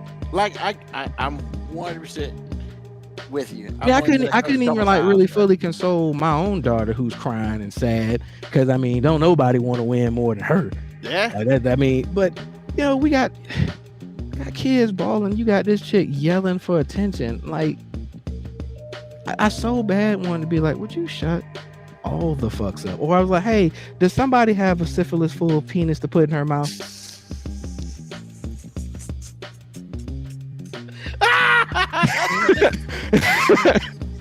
the penis has to have syphilis, man. Gonorrhea, whichever, you know, you pick your, STD Say of choice, gonorrhea, man. whatever. I mean, herpes, because that shit don't go away. Like, That's herpes simplex 7, baby. The gift that keeps on giving. Oh my God. but yeah, man, I'm sorry. That's the weekend thing. Nah, man, that's funny as shit, man. It's not meant to be funny. Like, I was really upset about it. Like, Because it won't meant to be funny. That doesn't mean it wasn't. That shit was hilarious. Man, when you start talking about the stunt of Color Purple, dude. I mean, come on, man. full disclosure, I heard that in like a YouTube skit, and I was just like, I That's gotta still use funny it. as shit. I gotta use It it. doesn't matter who said it first. I gotta use it. Oh, man. Thank you, sir. Thank you.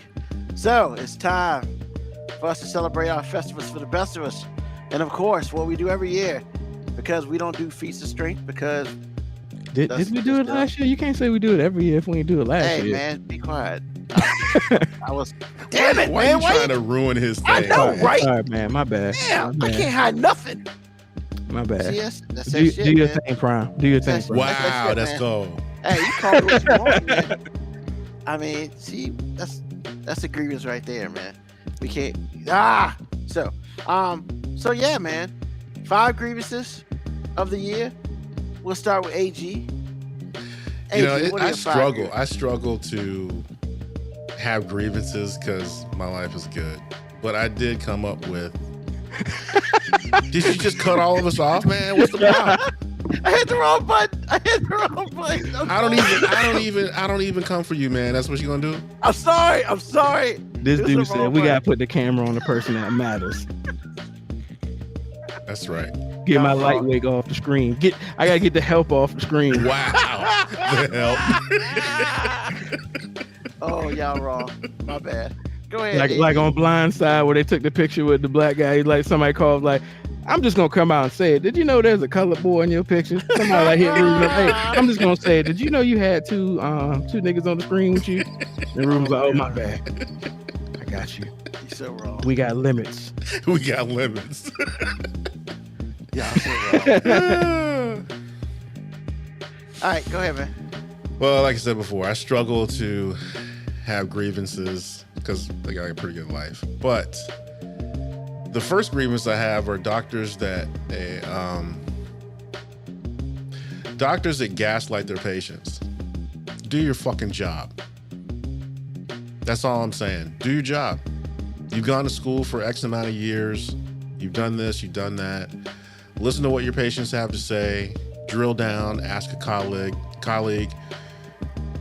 Get a good picture of what could happen. Just because it's, your treatment isn't working has nothing to do with the fact that there could be something else wrong. It has nothing to do with you, but if you talk to somebody else, they can help you because you're dealing with somebody's life.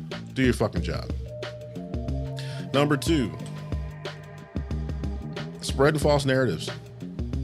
I thought maybe I could deal with it a little better because it's been going on so long, but I cannot. People out here saying stuff that's like flat not true, and they're saying it as a truth. Come on, y'all. Everybody has access to facts. Get the facts first and then say what you got to say. But you out here just spewing out stuff that's not even true, and then you have people that want to believe certain things or are just a little bit feeble-minded will believe anything that you say because you're saying it. Stop. I do know that's not going to happen, but that's a grievance. Tesla stock. I gotta say, like, my man bought Twitter, ruined it, and with his behavior, he is devaluing my wife's portfolio by the moment. Please shut the fuck up. Please. You're killing me. When I bought Tesla at a split, it was $300 a share. Gone up to $1,100 and back down below the $300, well below the $300 I bought it. Come on, man. You're killing me. Because your behavior can't outlast the value of your stock, because people don't really understand the stock market and every other financial institution that lives and breathes organically is emotional. If you make people feel insecure, it's gonna show. Hey, look at GameStop. Exactly. So again, please stop. Food prices, I'm gonna buy the food because I like to eat. But when I can tell, because I just pick stuff out and I don't care. But when I look at the price and go, ooh, do I really need this? Come on, y'all. Because some of this isn't inflation. And it's fun to say because most people hate Joe Biden. See, this is Joe's fault. A lot of this is corporate greed because they're riding the coattails of people aimlessly hating a dude that ain't do nothing to you. So, food prices, working my nerves a little bit.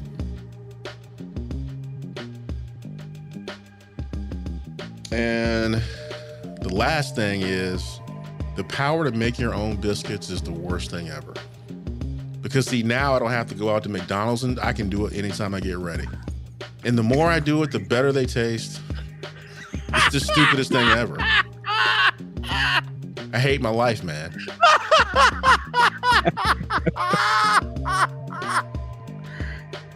Yo! The power to make biscuits. Y'all are laughing. But I was telling Lauren this, like my first batch, I didn't really understand what self-rising flour was. I didn't have any, but really all it is if you add some salt to the baking powder and the baking soda and the flour, then it'll self-rise. I just didn't add the salt. So my second batch was like, yo. And I thought to myself, I was like, fool, it's almost like you set off a bomb in your own crib. Fuck McDonald's. Telling you, bro, if it wasn't so time intensive, it was not even really time intensive, but if it wasn't so labor intensive, I'd be in trouble. I promise you, if I had more time, I'd be 500 pounds. The power to make your own biscuits is just bad. So that's my 5 grievances, man. I'm so weak on that, man. That shit's got me weak. Just saying. Making biscuits is a grievance. Wow. Nah, All right. Moco Cowboy, they're not better than churches, but when you can make your own biscuits and get close, doesn't matter. What is that? How are you? Huh? What is it? What did you say to her that pissed her off? Oh my goodness, bro. What in the world? Is your marriage falling apart right before her eyes? I'm a loser, man. Sorry. I'm a loser. Hey, just know whatever it is, it's clearly my fault. Clearly my fault. All right, MoeB. 5 grievances, sir, for the year. I mean, the fact that I just got called a bitch seems like a grievance. I mean, it don't even matter how you spell it. Like That is funny. W. Brown ain't the way he be playing you, Ruben. What in the world, man? What is she trying to? She's spilling secrets. Playing who? What? I mean, I guess she's saying because I called you out about going single screen and everything. I mean, I gave you a hard time, and I apologize because apparently that hurt her the most. I just want to from the bottom of my heart sincerely apologize and tell you that in the future I will be more sensitive to her feelings about me playing you. I just don't want no shrapnel, man. Keep that shit to yourselves. I mean, bro, you ain't gonna get no residuals. There's no collateral damage over here. Like it's It's gonna be one target. It's gonna be a sniper. She's like 6 feet away from me. You see how I'm staring at her? Like, yeah, it's over with, man. And she needs a sniper rifle. Damn, she must suck at Call of Duty then. I mean, look, overkill, baby. All right. They not dead till they dead. Wow. Wow. All right, man. 5 grievances. What's up? Talk to us. All right, man. So my first grievance is something I've talked about before. Like, I root for losers, man. And like, I don't understand how the Raiders can do so much to lose. Like, most of my adult life has been me like trying to figure out how in the fuck the Raiders are gonna lose this week. Like, and as a fan, you know, part of being a fan is being a fanatic. You know what I'm saying? Like, I don't even know what it's like to be like a real fan of a team, because like, with the exception of like recent history Georgia, like I don't really have any fanatic in me. Like, I realize that as a fan, I'm terrible. I'm a terrible fan because like I don't go into seasons with exuberance and hope. Like, you know, I see other fans in the preseason, you know, talking about, yeah, man, we picked up that player, and we picked up Devontae Adams, and everybody was like, oh yeah, Card Adams. And Ruben, what was I saying? Like, hey man, we'll see. You know, Yeah. You know, maybe, you know what I'm saying? Maybe. Hopefully, you know what I'm saying? But like, I don't like, even as a Braves fan, like I always knew when I was a kid, I was like, hey man, we gonna get there. We just ain't gonna win. And then like part of me is like, maybe it's my fault. Like maybe as a fan or anything that I'm involved with, I can only get close. Like I lost 2 championship games as a coach in the same fucking day. Like, so apparently it's not that I root for losers, I cause teams to become losers. So that's my grievance, man. Like, bro, we lost to Baker Mayfield. This dude still had on like his Carolina Panthers undergarments and shit. And we made that dude look like Joe Namath in the 4th quarter, come out slinging dots. Like he was the second coming of Dan Marino. And I'm just looking at my phone at the scores. Like I didn't even watch the game because I kept telling myself, hey man, we're on like a 3-game winning streak. We got the Rams. Everybody's like, oh, Baker's gonna start. And I was just like, yeah, man, we might have an outside chance of the playoffs. And as soon as I felt like that in my head, I was like, fuck, they gonna mess it up. And like honestly, I couldn't even watch the game. Like I knew, I was just like, man, they gonna fuck it up. Like, so yeah, man, I just root for losers, man. So as anybody who happens to share a team and fandom with me, other than Georgia, apparently Georgia just recruited so fucking well that they were able to overcome my terrible fandom. They just got enough people from like Georgia and internationally from Florida to just overcome any negative energy that I give a team. But what I will say for my next one, here's a grievance, and it's something that's near and dear to my heart. Like, we still calling Florida a state? It's 2022, man. We still calling them a state? Like, bro, like, can we just get behind this and just say they're U.S. territory at best, man? Bro, like, Mr. King, does it even fucking matter?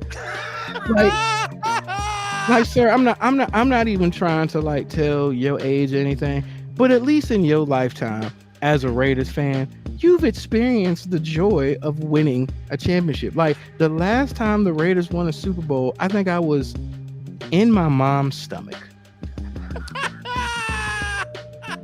So like, look, man, like, so basically the birth of me was the death of Raider Nation.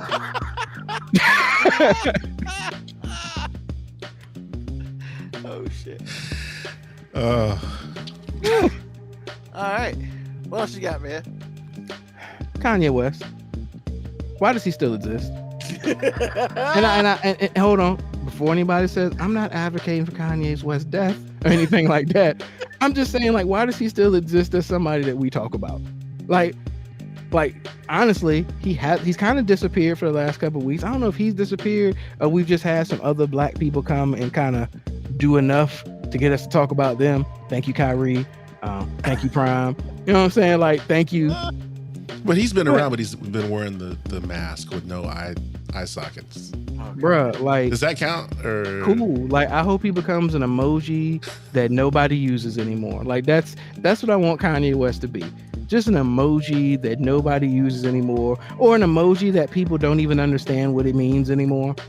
Oh my God.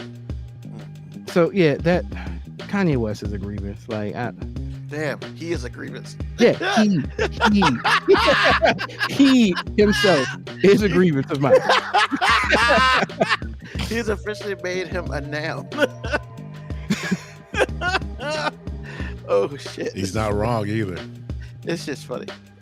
How many you got left, dude? No. Here, I had a grievance that I was gonna say, and it got kicked out because of something that happened like just 3 or 4 hours ago. Oh, okay. White people seasoning is a grievance of mine. You mean like thereof? Or just seasoning that don't make no fucking sense, AJ. What? So I just was at Busch Gardens a couple hours ago, and I'm like, cool, I'm gonna go to the smokehouse, get my brisket, my chicken, you know, smoking meat, hard to fuck it up. And they didn't. I see some macaroni and cheese there. I see the cheese melting on top. I actually see some black pepper on top of it. So I'm thinking, I see some black people in the back, and I'm thinking, hey man, maybe. Maybe. We got a possible You shot out, here. you out here giving chances, man. I did. And not only that, here's the worst part. I offered this poison to my wife. I was like, yo, I know you ain't want none. Here, the macaroni. She was like, nah, I'm good. I don't want. I'm like, cool. You know, because she ain't really going to eat the meat there. But that's all right, cool. I put 1 forkful of this macaroni in my mouth. And I don't know if the devil came and stabbed my taste buds individually and then took a shit on them. Individually? Individually. Each taste bud one. in my mouth. Each taste bud. Oh God. I couldn't even eat the rest of my food because this shit invaded my senses. I literally looked at my mom and said, I don't think I can eat macaroni ever again. Oh, It was that bad? He had like 10 pounds of garlic pepper, not like garlic powder and like onion powder and fucking macaroni. And then I look at other white people eating it, and they're like eating it, and there's no pain and anguish on their face. And I'm just going, how? Like my daughter said, hey, they're eating the macaroni, and I'm like, why did you even point that out to me? Because now not only do I think maybe I'm the problem, but then I'm just like, no, apparently white people have different taste buds. And I always thought, AG, Ruben, I would have been okay if the macaroni was bland. I would have expected that. I'd been like, I gave him a shot. You know what I'm saying? But what the fuck that happened in that macaroni that threw up and died on my tongue ruined macaroni for me. Like, honestly, man, I don't know if I could. Like, I got food poisoning when I was like 6 or 7 from a corn dog. I've never eaten a corn dog since. Never. I smell a corn dog, I almost vomit in my mouth. That's how I feel about macaroni right now. Wait a minute. You mean to tell me if your grandma or your mom made mac and cheese that wouldn't just like clear your palate? I don't know, man. So you're not talking about mac and cheese that was just bland. You're talking about mac and cheese that was bad. Boy, it my daughter put some in her mouth and she did the same thing. She just spit it out. I didn't even I chewed on it a little bit and literally I grabbed napkins and a little bit of vomit and that yellowy acid shit came out of my throat into the napkin because I was like it was Busch Gardens. Yeah, it was the most appalling shit that's ever happened to me. Honestly, I felt personally attacked by this little ass cup of macaroni. How do you make rancid mac and Oh cheese? my God. And it had to become one of my grievances because I was just like, I'll never look at macaroni the same again. Like now, I'm gonna need 2 cosigns on macaroni, credit check. I'm gonna have to have video evidence that some old black lady or some lady with reputable cooking sense made the macaroni before I can even consider seeing it on the fucking table. I mean, Your mom's what do y'all macaroni have is good, y'all's, though. what do you have your family Christmas dinner? Is that next week or week after? It's gonna be on Christmas, so it'll be at my grandma's house. Oh, and Keisha probably gonna make that thick ass macaroni that usually has like 17,000 pounds of cheese on it, and it's fucking the most amazing shit ever. But right now, I'm just gonna look at it and be like, nah. Come Like, on, I don't man, even you gotta trust give you. it a chance. You can't Nah, just I don't let even it go, trust man. you, man. Like, yo, I felt so deceived and heartbroken over this macaroni, man. Were you I don't know, betrayed? man. Did they betray you? They didn't just betray me. Because like I said, if it was bland, charges to the game. But you said they were black people back there. That's why I said deceived. I mean, Exactly. who puts Exactly. garlic powder and powder and I don't. mac Why and does cheese? garlic belong in mac and cheese? It don't. That was the most disgusting thing that's ever been in my mouth. And I think when I was younger, my grandma accidentally gave me some bleach that I drank, and that pales. And I would drink bleach. I felt like drinking bleach after I put that macaroni in my mouth just to disinfect and kill whatever. Disinfect. You had to disinfect your taste buds. All right, Trump, calm down over there. Look, man, that macaroni stole a piece of my soul, man. It stole a piece of my soul. And she's over here laughing. She was laughing when I first thought about it because she saw my reaction too. Have I ever had that reaction to anything food wise? Like, no, I've never ever been so appalled by any food in my life. Appalled, betrayed, deceived. Wow. I wouldn't feed that macaroni to serial killers, like child molesters. Wow. I've been, no, man, this is extreme, man. Like, you don't do that to human beings, man. That's wrong. That's wrong. Wrong. Oh God. Wow. Oh man. Okay. Final grievance. Okay. Man, I ain't gonna hold you. It's my final grievance. And I didn't think it would get here, but it's here. I don't want to see any more black people on Fox News, man. And I know that sounds like so trivial, but it's just like, look, man, like at some point in time, man. They're the worst people ever, man. At some point in time, there has to be limits into the amount of cooning one can do before they actually are a fucking raccoon. Like at some point in time, your genealogy has to change by doing that high level of tap dancing for massa. Like it's and I shouldn't say all black people, because I think there's probably 1 or 2 black people that have popped on Fox News where I feel like they going up there to try to prove a point, but ain't nobody listening to them. But the other ones that feel like if they suck enough white penis that somebody might invite them to the table, fuck all of y'all, man. Like, look, I'm not mad at black Republicans. I've stated several times before, like, if you believe in the politics of Republicans, I agree with some of the political stances that Republicans have. I mean, sometimes I think it's from a place of naivete. Like, if it's like all things being equal, this is how it should be. But we know all things aren't equal, but they still generally have political policies that act like the American dream is the same thing for fucking everybody. But hey, I'm not mad at any black person for being like, hey, I believe in Republican views. But what I am saying, if you're one of those black people who feel like you have to ride with all Republicans, be like you some type of political blood, like you out here Sue-wooing for politics. Sue-wooing? Yeah, man. What? Go find all the dicks and put them in your mouth at the same time. Oh God. And that's my last grievance, man. Well, MoeB, I'm gonna tell you like I tell my wife. Those black people will continue to propagate because they have way too much value.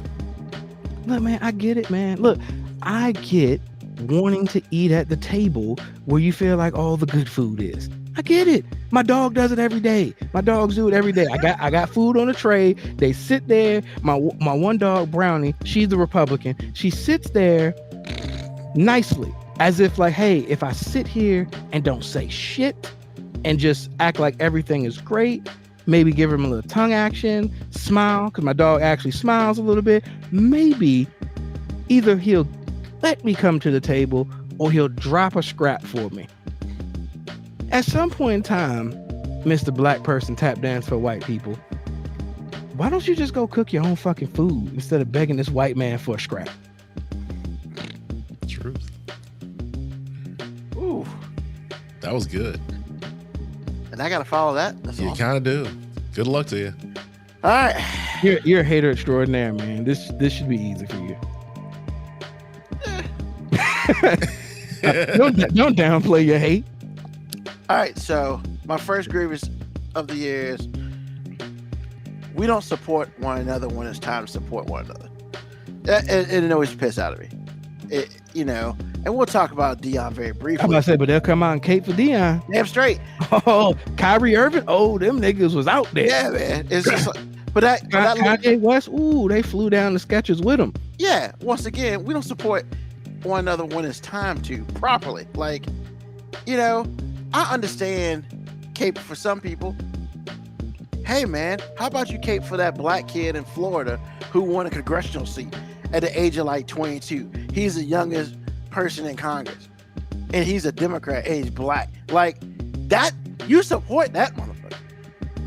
You don't support the foolishness of what Kanye West and Michael Irvin, that's motherfucker too. Kyrie Irving did. You don't support that dumb shit. So like, yeah, that's so dumb. But then it goes to my second one. We're not condemning the people we need to condemn. And I mean, bro, like, because you're a hater if you do that. I mean, hate all day. Like, I mean, are you kidding me? You're sitting here and like, yeah, Kyrie Irving. If you say one positive thing about the fuck Kyrie Irving said, we done. Like, I need you to think about that sentence you about to come out with. Same thing with Kanye West, punk ass. Like, I need you to think about this shit before you say it. And it just kills me that we waste time in that, and it's the worst. It's the worst. Number 3, McDonald's, man. Stop feeding us these fucking lies and do as you gonna say. You said this year's the last year of that fucking McRib. Don't bring that shit back no more. Don't bring shit back in 2023. They're bringing it back? Fuck no. Okay. They're not supposed to. But every year they say they're not bringing that shit back. And somehow that processed piece of, I want to call it meat, but we know it's not meat, comes back every fucking year. It's the worst. Look at his face. Bro, you might as well be out here thinking Deion Sanders really care about the kids. Don't bring the McRib back, man. Yo, I'm done with that shit, man. Stop killing people with that. Well, they're killing people with everything they make, but I'm just saying. Man. Nah, but that shit is instant. That's death, extra. like, it's cool to kill people slowly, but with that shit, it's pretty much like. Look, man, McDonald's has all this processed meat, and as they collect it through the year, they go, oh shit, what we gonna do with this excess? Let's press it together, put some onions on it, put it on a bun, and call it a McRib. Nasty ass McRib. So that's why the McRib's gonna be back, because they're not gonna waste this scrap meat. I'm telling you, that's gonna be a problem for me next year. But it's a problem every year because they keep fucking bringing it back. Stop it. Hey man, stop. Number 4, stop trying to convince us that some people are the leaders when they're not. Look, man, Herschel Walker couldn't lead shit into a toilet. Like, I don't know, man. He acted like a leader in his concession speech. Well, he probably didn't write that. So, like, First of all, nobody wrote that. You heard the vernacular that was used, and nobody with a 6th grade education in grammar wrote that for Herschel Walker. That shit came from the heart, bro. Yep, about 5th grade education came from the heart. I mean, but yo, man, like I'm telling you, and I'm gonna go back briefly to it. Yo, just looking at that dude's face, man. Every time they asked him they talked about it. I mean, he was there for that reason, man. On CNN, he just looked like he wanted people to kill him every fucking time he had to talk about it. He just looked, oh my God, he looked like, why did I sign up for this bullshit? This is punishment. And he had Van Jones giving somebody the side eye, and that Bro. nigga don't ever give nobody like he is the ultimate. I ain't gonna shit on no Republican Democrat. He was, somebody started talking about Herschel. He was like, bro, his head tilted down. I was like, oh shit, I ain't never seen the top of Van Jones' head before. Man, I'm telling you, I feel like if him and Herschel were in a room by himself and he could fight, he would do his best to kick Herschel Walker's ass. Because I think he took it personal that this motherfucker was running for anything in politics with an R beside his name. He took that shit personal. And he's just like, worst candidate ever. I was just like, damn, bro. Like, and that's saying something, being that like Trump was a candidate. yeah, he was like the lieutenant governor of Georgia. And he was just like, this is the worst candidate ever. I felt like he wanted to apologize to like everybody. But then when you saw, you know, him get 48% of the vote, it's like, what the fuck? I really felt like he wanted to look at the camera and be like, Georgia, what the fuck is wrong with y'all?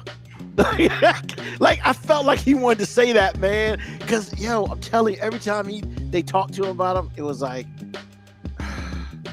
gritting his teeth.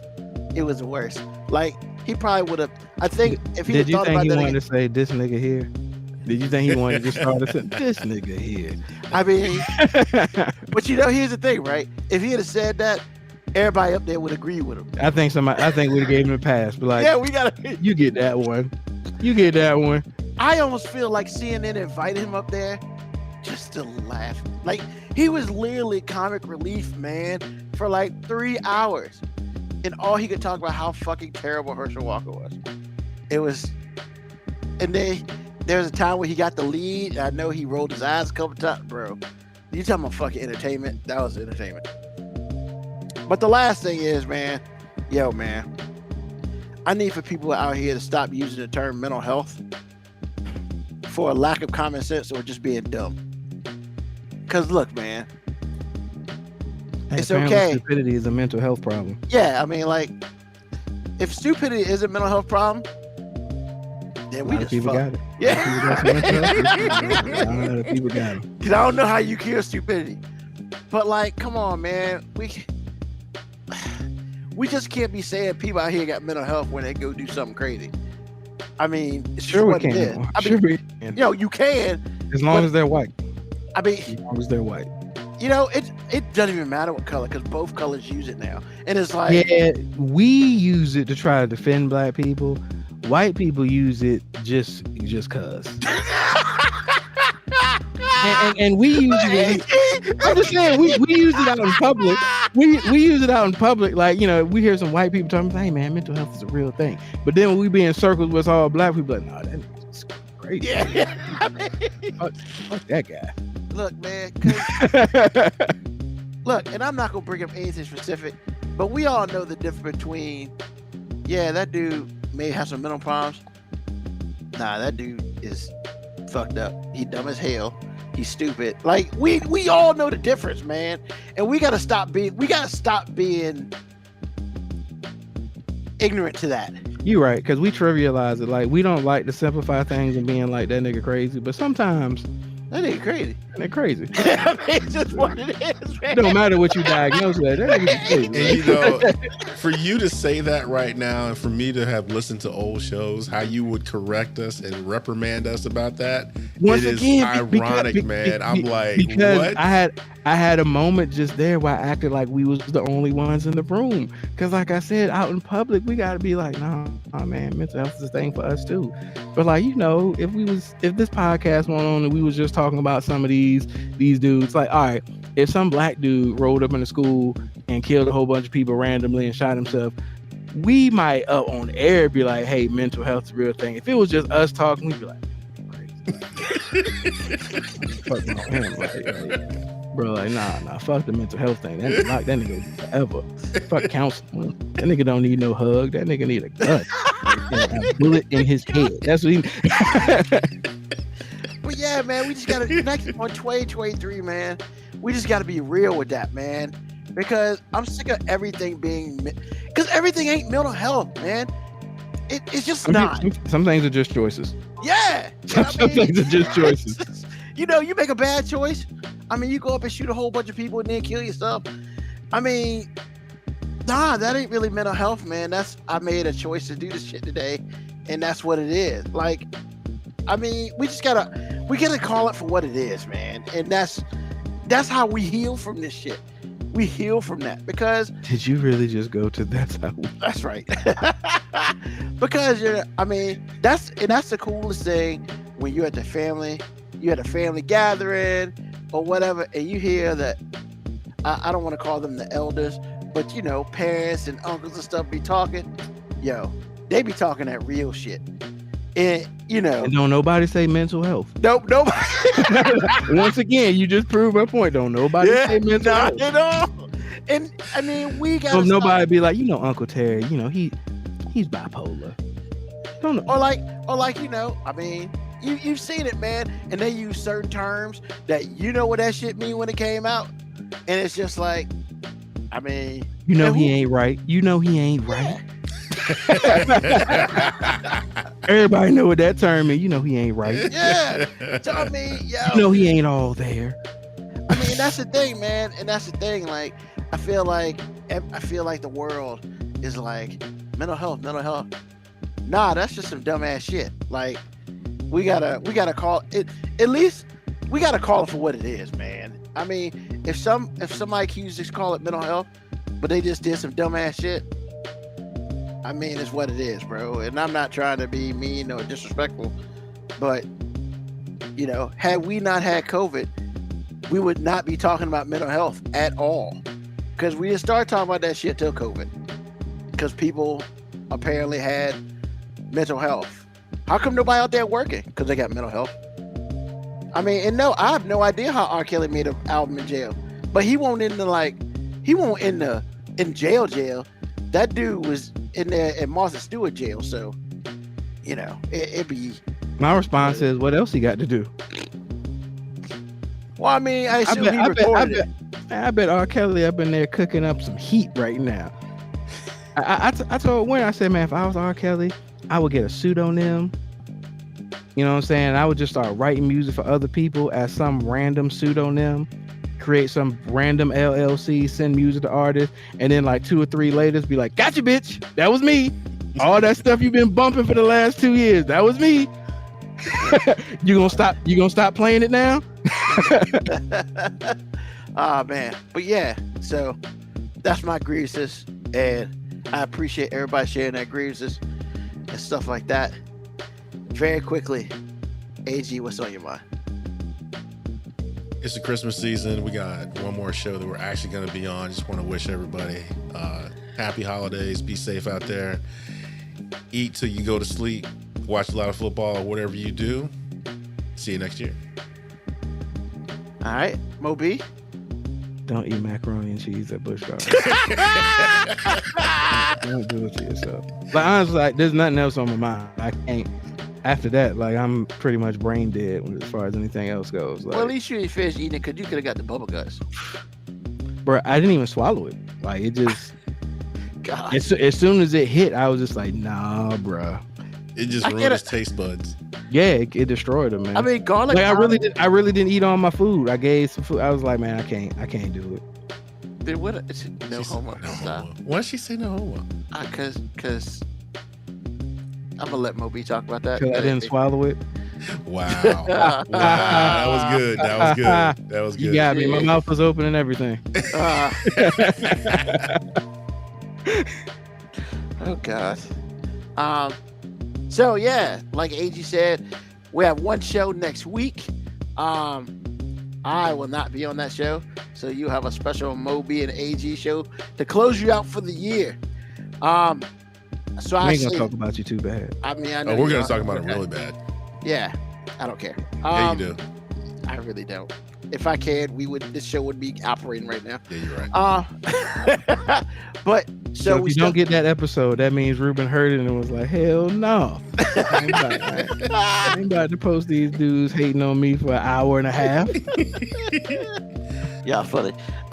So yeah, but we not, as AG mentioned, we're not gonna leave you empty for the holidays. We're gonna have a best of for the holidays.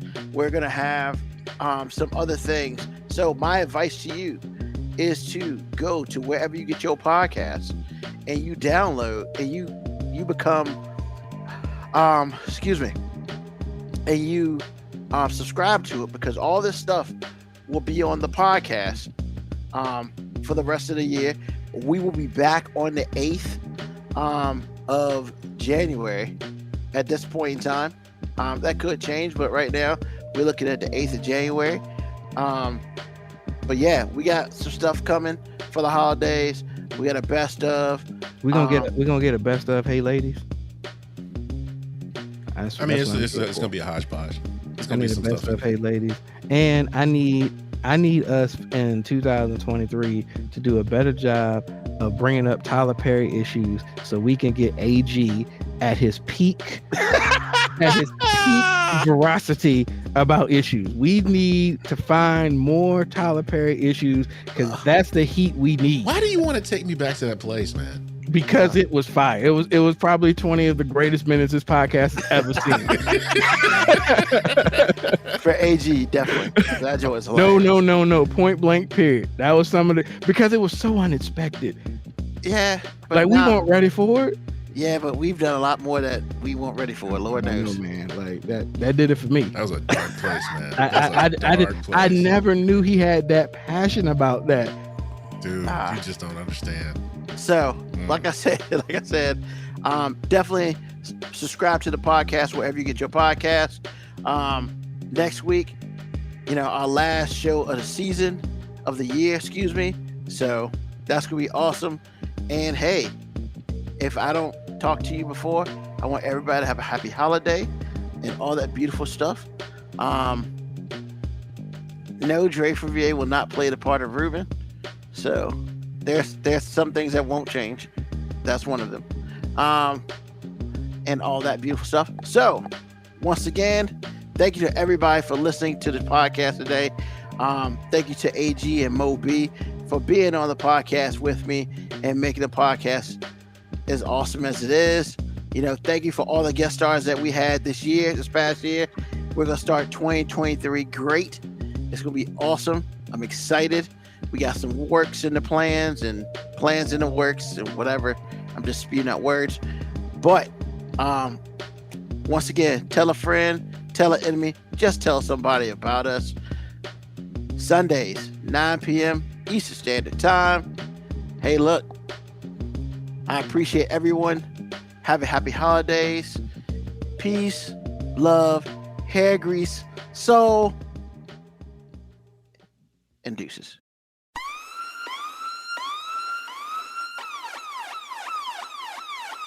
Email us at 5minutewarning19@gmail.com. And also leave comments on Facebook and Twitch. Search 5 Minute Warning. Contact us on Twitter at AG_FMW podcast, at Newsman25, at FMW 2019. Contact us on Instagram, MoeB 5 Minute Warning, AG_5 Minute Warning, Newsman25. You can listen to the podcast at Apple Podcast, Spotify, or wherever you get your podcast. Thank you for listening. This has been another episode of